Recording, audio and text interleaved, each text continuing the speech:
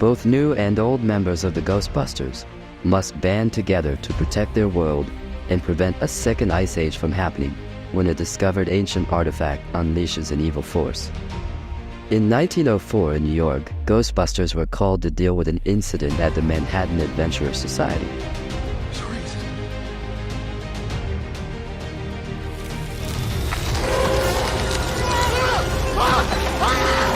However, instead of flames, they found a room covered in ice and everyone inside was frozen. The Ghostbusters noticed one strange individual sitting still, but unlike the others, this person wasn't frozen and was holding a strange orb that seemed to be closing on its own. The Ghostbusters slowly approached the strange person and reached out for the artifact. Unexpectedly, the person's eyes snapped open, and it seemed to have triggered something, because those who were frozen suddenly exploded. Inside the orb were only darkness and storms, until glowing eyes snapped open. In the present day, Gary Gruberson is speeding down the Manhattan streets in pursuit of a Hell's Kitchen ghost called the Sewer Dragon. He is with his girlfriend, Callie Spendler, and her children, Phoebe and Trevor. Red light, red light! Phoebe moved the advanced chair out of the car and struck the Sewer Dragon with a nuclear accelerator. Trevor then released his RC car and attempted to capture the ghost with it, but failed when the Sewer Dragon went higher. So Callie released her drone and chased after the Sewer Dragon. Once they captured the Sewer Dragon, Phoebe went back inside the car, narrowly dodging a car. However, they got into trouble for causing so much damage during their pursuit of the Sewer Dragon. When Mr. Murray learned that Phoebe is just 15 years old and the Ghostbusters don't actually get paid for busting ghosts, he promised that he was going to hold the adult Ghostbusters responsible and that he would never stop until the Ghostbusters' home was taken down. After their run-in with Mr. Murray, Callie and Gary decided to kick Phoebe out of the team for a while, just until she turns 18. They had just relocated to New York City after the events in Somerville, Oklahoma, to help in re-establishing the Ghostbusters, and they couldn't afford to make any more mistakes. But Phoebe hated the idea of spending 3 years of her life being an ordinary underage girl who has nothing better to do in her life. After the disagreement with Phoebe, Callie and Gary went down the basement, and the latter put the Sewer Dragon into the containment unit. However, the containment unit suddenly started shaking excessively. Gary and Callie pulled the lever down with difficulty and checked the containment unit only to see that it was still working well, making them confused about what just happened. Meanwhile, Ray Stantz had started a business of his own with his assistant/editor podcast. He is the host of a show called Repossessed that the podcast is uploading to social media platforms. It's a show where he's measuring the spiritual energy of everyday objects. When he's not hosting the show, he's buying or collecting objects that he will then examine to see if they are cursed or not. Phoebe visited Ray Stantz to give him a sample of the moon sign he requested. Phoebe followed the podcast downstairs where she could put the sample jar. She was both creeped out and disgusted when she saw a bunch of little nightmares messing around. Meanwhile, a man named Nadim Razmandi entered the shop to sell Ray a box filled with cursed objects. Among the objects is an orb with glyphs on it, which piqued the interest of Ray, who recognized the brass object as an artifact used to trap evil spirits. Ray pulled out his psychokinetic energy meter to scan the orb and take a PKE reading. As soon as he turned on the PKE meter, the device released a psychic charge because of the amount of energy in the orb, and it almost destroyed the containment unit in the Ghostbusters headquarters. Janine Melnitz visited the Ghostbusters Firehouse headquarters to check on the containment unit, and Gary expressed his opinion. The Ghostbusters had been around since 1984, and they had been using the same containment unit to lock captured ghosts in. Gary thinks it's not a good idea to keep using the same containment unit to stuff ghosts in. Janine agreed to let Winston's engineers know about the problem in the containment unit, and Gary learned that Winston's engineers are working on super secret underground ghost busting stuff. Trevor noticed dirty slimy stuff leaking from the attic and grabbed the ghost trap to capture the ghost in the attic. However, when he checked on the ghost, it phased through him and escaped.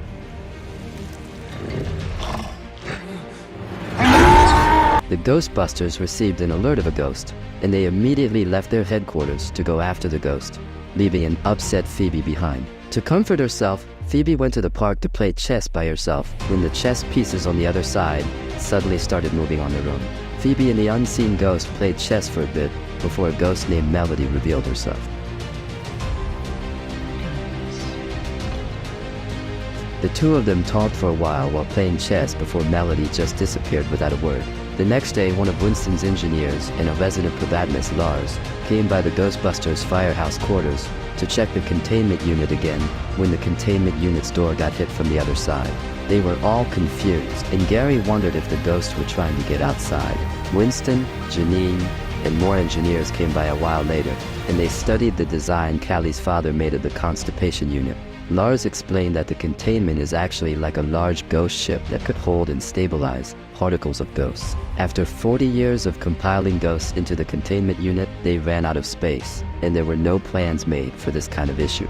Winston then brought the Ghostbusters to the Paranormal Research Center. Trevor saw his friend Lucky and embraced her. Winston informed them that everything in the Paranormal Research Center was all the cursed objects Ray had collected and sent to them. Lars explained that every emotionally charged object contains a ghost bud, and he showed how they take those ghosts from the objects. The Winston engineers created a fluid moment of chemical transition by fighting the atoms. They would put the object inside a machine, and that machine would pull the ghost buds from the object and bring them into the chamber, which would then dispose of them.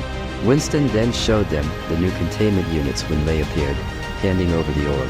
After their short visit to the Paranormal Research Center, the Ghostbusters went back to the headquarters and left again to capture some ghosts, leaving Phoebe behind again. A moment after they left, the headquarters telephone rang, and Phoebe learned it was another customer asking for a Ghostbuster. Phoebe is geared up with the podcast, excited to finally have some action. Meanwhile, in the Paranormal Research Center, Turner, Lars and Lucky were still working late at night. Lucky put the orb inside the ionic separator to extract the ghost inside the orb. However, the machine malfunctioned, and the ghost inside the orb was fighting back against extraction. Strangely, the other ghosts seemed to be getting agitated, and due to the power being down, the ghosts almost escaped. Lars rushed to the machine and grabbed the orb, but it hurt his hand, and he dropped the orb to the ground. Evie and Podcast headed to the diner where they received the call, and Phoebe prepared her nuclear accelerator. Upon seeing that the ghost was none other than Melody, Phoebe hesitated, and this gave Melody enough time to escape before Phoebe could blast her with the nuclear accelerator. Phoebe returned to the headquarters alone and found Melody floating in front of her window. She invited Melody inside and showed her around. They stopped by the containment unit, and Phoebe explained how the containment unit holds the ghosts. Melody slowly approached Phoebe, and the two of them shared an intimate conversation until Callie called for Phoebe, causing Melody to leave immediately. Melody walked on the streets and stopped when she felt the presence of another ghost. She informed the unseen ghost that she's going as fast as she can in doing what she was told to do. The next day, Phoebe was woken up from her sleep and summoned to the basement, where she saw that the walls around the containment unit had been destroyed and the containment unit was freezing. In the Paranormal Research Center, the orb was being tested again, and they noticed how the other ghosts were acting around it. They kept the orb, and Trevor, Lucky, and Lars headed to Nadim's apartment to ask where he got the orb. Nadim showed them his grandmother's special backroom, which he found one day by accident. Lucky pointed an advanced weapon at Nadim and brought him to the Paranormal Research Center, where Peter was the one to interrogate him. Phoebe was in Ray's shop talking to Ray when Podcast showed them the video he took of the orb. There was a weird sound that they hadn't heard before, and Ray recognized it as ancient verbiage. The Podcast suggested investigating the orb, and the three of them left the shop for their new secret mission. They headed to the library, where Ray got a man named Hubert Wartsky to listen to the ancient verbiage. Hubert informed them that the language had been dead for thousands of years, and when he found out that the ancient language came from the orb, he led them to the old library and told them that the orb had been discovered so long ago that it wasn't photographed nor painted. It was carved in a stone. Hubert explained that the orb is a magical prism for a phantom god called Garaka. 4,000 years ago, Garaka served Samudari, a bloodthirsty king, and helped conquer half of Central Asia. However, Samudari grew suspicious of Garaka's ambition and got Garaka captured. Garaka was tortured, and his horn was ripped out of his head. Garaka grew angry and planned on making his own army of undead to wage war against humanity. But before Garaka could destroy the collective bronchial tubes of Greater South Asia, he met a band called the Fire Masters. The Fire Masters, mythical spirits, captured Garaka and trapped him inside the orb. Many years later, the incident in New York, where a room full of people froze to death, occurred. Hubert let them listen to the audio recorded during the New York incident when suddenly, a ghost appeared and ran away. They all ran and parted ways to capture the ghost in the library. While Phoebe and Podcast went in pursuit of the ghost, Ray found another ghost that almost scared him to death. They went out of the library to follow the ghost, and Ray found the trash bag in front of a lion statue. The ghost moved to the statue, and Phoebe pulled out her nuclear accelerator to destroy the lion. Despite doing it to capture the ghost, Phoebe was still brought to the police station for destroying public property. In the police station, Winston was scolding Phoebe when Murray entered the room to thank Phoebe for giving him the opportunity he needed to put an end to the Ghostbusters. Callie reprimanded Phoebe for not behaving and decided to fire her permanently. Upset, Phoebe talked back to her mother, and Gary, who was usually too nice to even scold them nicely, finally snapped. He told Phoebe to stop being selfish and opened her eyes to see that all he and Callie had been doing was trying to protect her. On the other hand, Ray and Winston were having a disagreement of their own. Winston was disappointed that Ray got himself in trouble just to investigate the orb. Winston knew that Ray was only doing something he'd always loved, but he was afraid that with Ray's old age, he would only keep putting himself in more danger. The Ghostbusters, both new and old members, returned to the Ghostbusters headquarters, where they showed Nadim the containment unit. Ray revealed to Nadim that his grandmother was the guardian of the orb. For thousands of years, Nadim's family had been selflessly guarding the orb, and now Ray wanted Nadim to claim his destiny of being a firemaster. Nadim didn't want to believe that he was a firemaster, but when he accidentally controlled the flames of the lighter, he was speechless. Gary knocked on Phoebe's door to apologize to her for what he said at the police station. He stood outside Phoebe's door, talking about how much he cared for her, even when they weren't blood relatives. But Phoebe wasn't in her room. She was in the park, waiting for Melody. When Melody appeared, Phoebe opened up to her, and the ghost made sure to take her mind off her problems. Melody expressed her disappointment that she and Phoebe exist on different dimensional planes, separated by quantum physics. Phoebe then revealed that there is a way for her to be a ghost, even just for a little while. All they had to do was sneak into the Paranormal Research Center. Melody was reluctant at first, but Phoebe reassured her that it's not lethal and she can still return to her body. Phoebe and Melody then broke into the Paranormal Research Center and used the ionic separator to separate Phoebe's spirit from her body. It was a success, and Phoebe approached Melody, who suddenly looked guilty.